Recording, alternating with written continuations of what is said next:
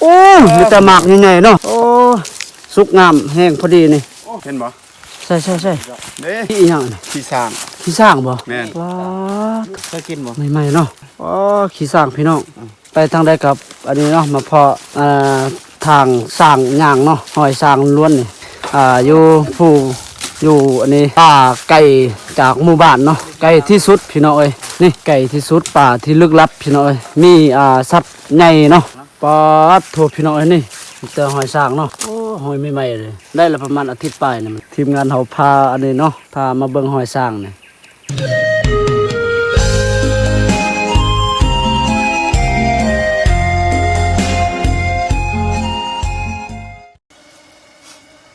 เอากลับสบายดีเด้อพ่อแม่พี่น้องเนาะบ่ว่าภายในและต่างประเทศเนาะโดยยินดีต้อนรับเข้าสู่2บาวซีชนบทลาวเช่นเก่าเช่นเคยพี่น้องตอนนี้ก็บาวซีก็อยู่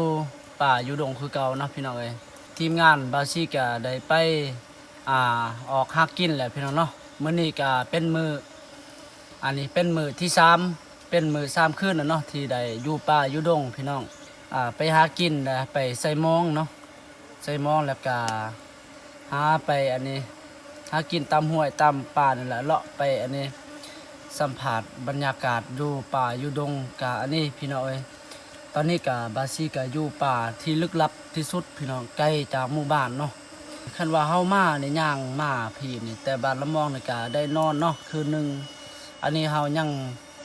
ขี่รถจักรนะนี่เด้ทางหลังเนาะกะฮอดจุดเฮาอันนี้เสียทางเด้อเนาะเฮ็ดทางพอดีมาอันนี้มาบอนจุดหมายปลายทางเฮาตั้งเข้มมือทำอิฐเนาะมือเฮามาแหละเฮาก่อนเฮาไปหากินนี่พี่น้องเฮาต้องขอบจุดทินจุดทานแล้วก็ไปใส่มาใส่กระยาเนาะขอบให้เจ้าทินจุดทานได้ครับได้ฮู้เนาะแบบว่าเฮาคือเฮาไปมาลักขอบเลยเนาะแล้วก็เพิ่นทางนี้ก็ได้รับฮู้เนาะว่าก่อนเฮามาแต่บ้านนะเฮาต้องขอบพี่น้องก็คือเวลาเฮากินข้าวเนาะเขาต้องขอบเจ้าทินเจ้าทานให้เพิ่นกินก่อนแล้วก็เฮากินน้ำลังกับบาซีก็เคยได้ไปแล้วได้ผ่านเลยพี่น้องเอ้ยเนาะอยู่ป่าอยู่ดงเนี่ยเคยใช้ชีวิตอยู่ป่านี่แหละ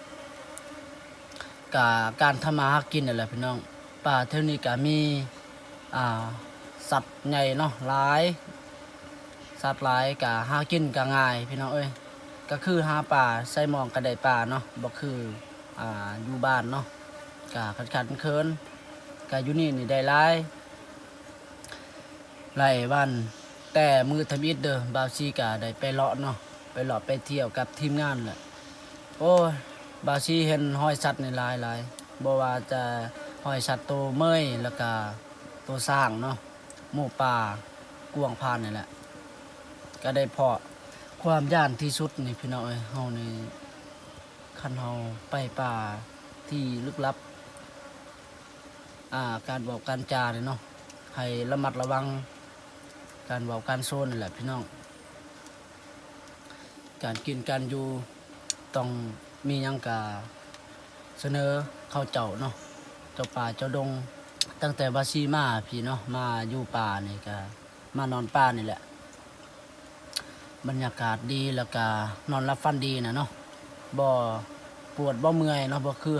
เฮาอยู่บ้านเนาะตื่นเช้ามาแล้วเจ็บหัวแบบปวดนั่นปวดต้นโตนะอันนี้ก็สบายบ่ได้ว่าจังสันจังสี่เนาะพี่น้องมาแต่เลาะวานนี้นะก็เต็มที่เลยย่างกับย่างเนาะแล้วก็มาแต่เลาะแล้วก็มาเฮ็ดกินแล้วก็ไปหากินอีกหาใส่มองอีกก็ตื่นเช้ามาสบาย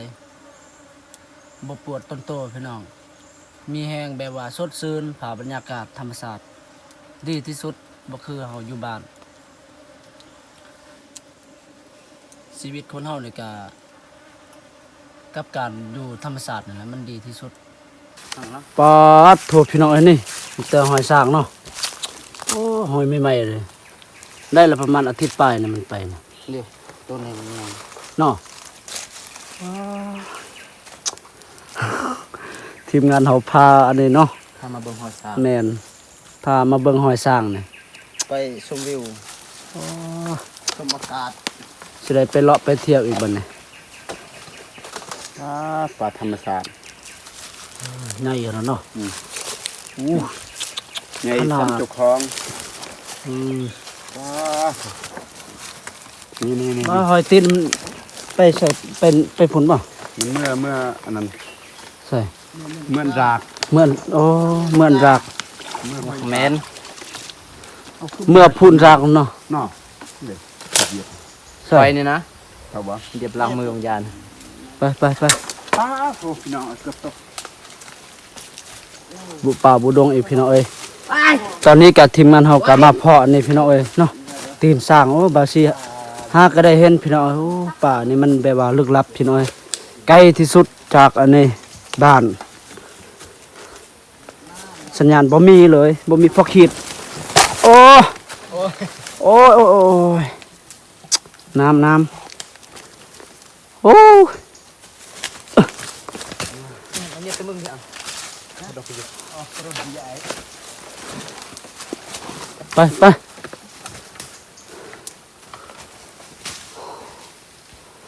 เนาะบุป่าบุดงคือเก่านี่แหละอันนี้ก็ห้อยสร้างคือกันนี่เบิ่งเอามันไปแต่พุ่นเนาะมาพี่แล้วก็ทางวังยามันไปทางอันนี้แต่ห้วยน้ำมันไปตามห้วยน้ำเลยนี่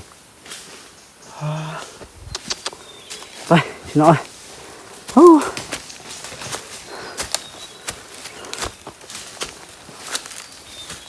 เห็นบ่ ใช่ เด้ ขี้อีหยังนี่ ที่สร้าง ที่สร้าง ขี้สร้างบ่ แม่น ว้าโถ ใหม่ เคยกินบ่ ใหม่ๆเนาะอ๋อขี้สร้างพี่น้องโอ้บาซีฮาก็เคยเห็นเนาะใช่ใหม่ๆโอ้ป้าโถนี่มีแต่ขี้สร้างเลยนี่ ๆโอ้ปลาไฟ โอ้ ดังจองอย่าง คักพี่น้องเอามันขยุบไปทางใดโอ้ไปทางใดกับอันนี้เนาะมาเพาะทางสร้างย่างเนาะหอยสร้างล้วนนี่ไปก่อนบ่ให้เว้าพี่น้องเอ้ยเนาะอยู่อันนี้ป่าไกลจากหมู่บ้านเนาะไกลที่สุดพี่น้องเอ้ยนี่ไกลที่สุดป่าที่ลึกลับพี่น้องเอ้ยมีสัตว์ใหญ่เนาะแล้วก็สัตว์อันนี้บ่จักตัวสร้างแล้วก็หมู่ป่าผ่านกวางหลายๆสัตว์เนาะที่อยู่นี่พี่น้องเอ้ยโอ้เป็นตาย่านพี่น้องนี่บ่แม่นหอยอันนี้เด้อบ่แม่นทางคนไปพี่น้องมันเป็นทางสร้างยางเนาะหอยสร้างล้วนเฮามานี่ก็ได้มาเพาะอีกพี่น้องเอ้ยเนาะต้องไปนี่ก็บาซิกะแม่นหยัง ร่างคุณปุ้ยสร้างมันหายอ้นมันดึงออกมันมัดเลย เห็นบ่ แม่น สร้างให้อ้นบ่ให้ตัวอ้น มันหายไหมตี้ไหมตันทาง กระทึกเนาะ โอ้หลอดเชิดไอ้บ่หลอด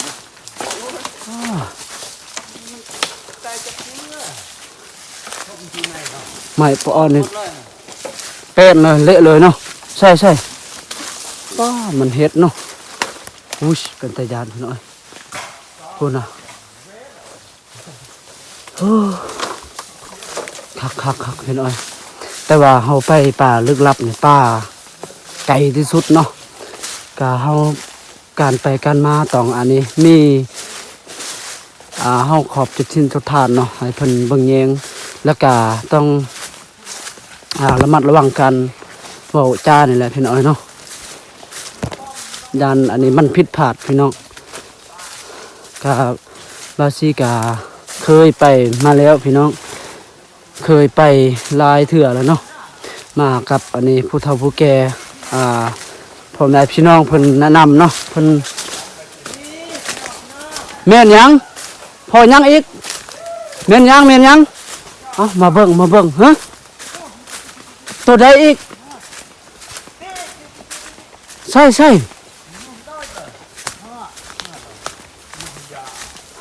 พออีหยังอีกตัวใดใช่บ้าอีหยังวะนี่ ใส่ใส่ใส่ใส่ นั่นแหละ มาโอ้โหมักช่องรุ่นลายบ่ทางพุ่นทางนั้นลายบ่ใส่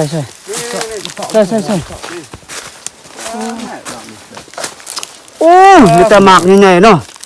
โอ้สุกงามแห้งพอดีนี่ โอ้ไม่ได้รู้นะ ไปเก็บหมักช่องมาลายบ่ใส่กกมันด้วย รถมัดหรอบ่ ใส่กกมา บ่เห็นบ่ โอ้ โอ้มัดแล้ว ล้นเบิดแล้วมาโอ้อุกโลกหลักเลยพี่น้องนี่ นึงไอ้ไปยาวไอ้ นี่มีแต่ดูหมักช่องเนาะโอ้ม่านคักอีแล้วพี่น้องเนาะทางทีมงานเฮามื้อนี้ม่านเนาะว่าสิได้อันนี้เลาะไปหาใส่หมองพี่น้องเอ้ยก็มาแต่หากินแล้วๆเนาะก็ว่าสิเมื่อเนาะก็เลยมาพอหมักช่องล้นนี่พี่น้องนี่จะได้กะสิได้เก็บเนาะเพราะว่ามันล้นเบิดแล้วเนาะเอาเดี๋ยวก็ไปติดตามไปเบิ่งนํกันว่าสิกะอัปเดตให้พี่ให้น้องได้เบิ่งเด้อ